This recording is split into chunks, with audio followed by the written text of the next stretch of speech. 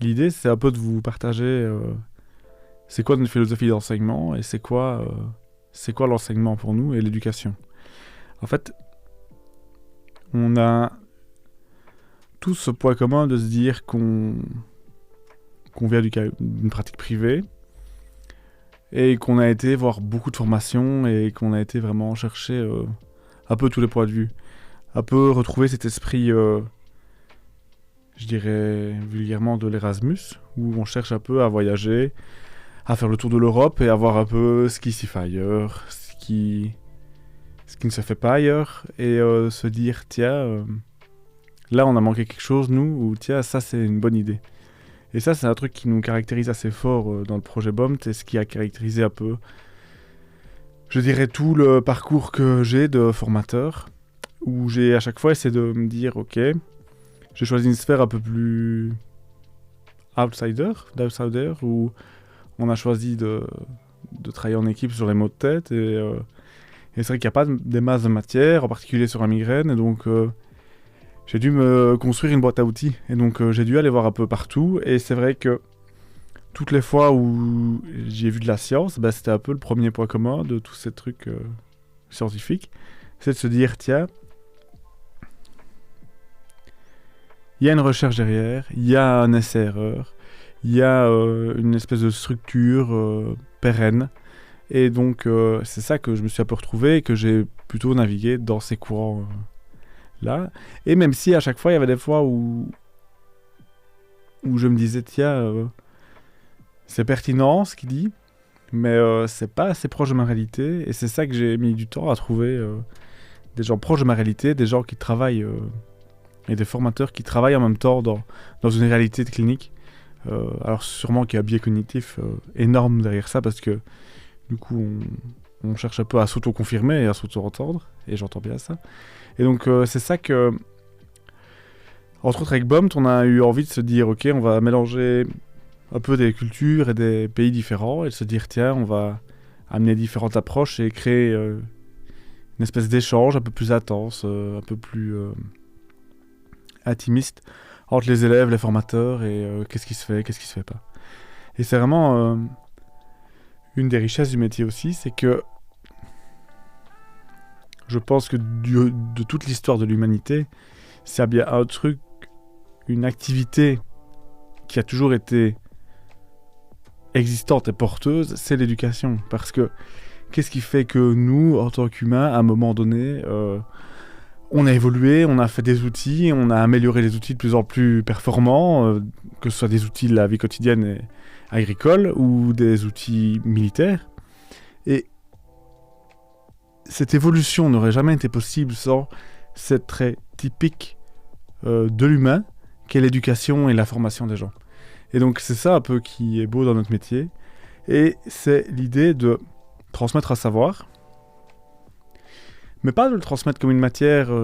fixe et figée et de vous dire ok, vous devez étudier ça par cœur et laisser tomber le reste. Non, c'est l'idée d'éveiller les élèves à plein de concepts, d'éveiller les élèves à un raisonnement clinique et de se dire ok, ça je sais faire, ça ok, j'ai compris, ça j'aime bien ce concept-là, je vais aller plus loin dedans.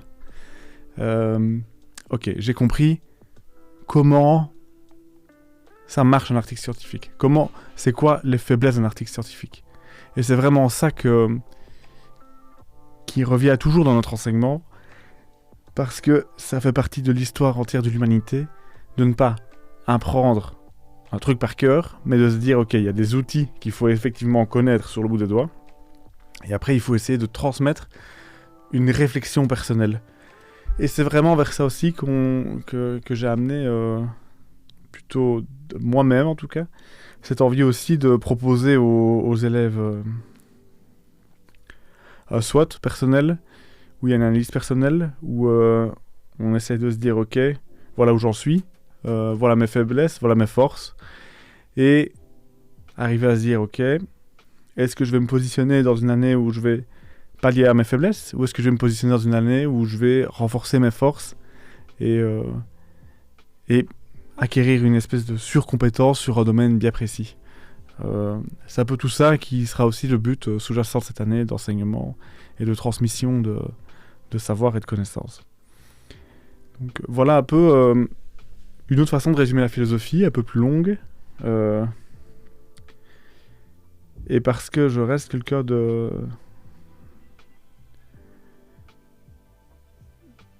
qui essaie d'amener quelque chose qui pourrait répondre à une attente et à tout le monde. Et c'est vrai que parfois les gens n'ont pas envie de trop se prendre la tête, on veut juste envie d'une info ou d'une compétence nouvelle, sans trop d'investissement non plus, ou en tout cas avec une autre façon, une autre philosophie de faire. Et je crois vraiment aussi que cette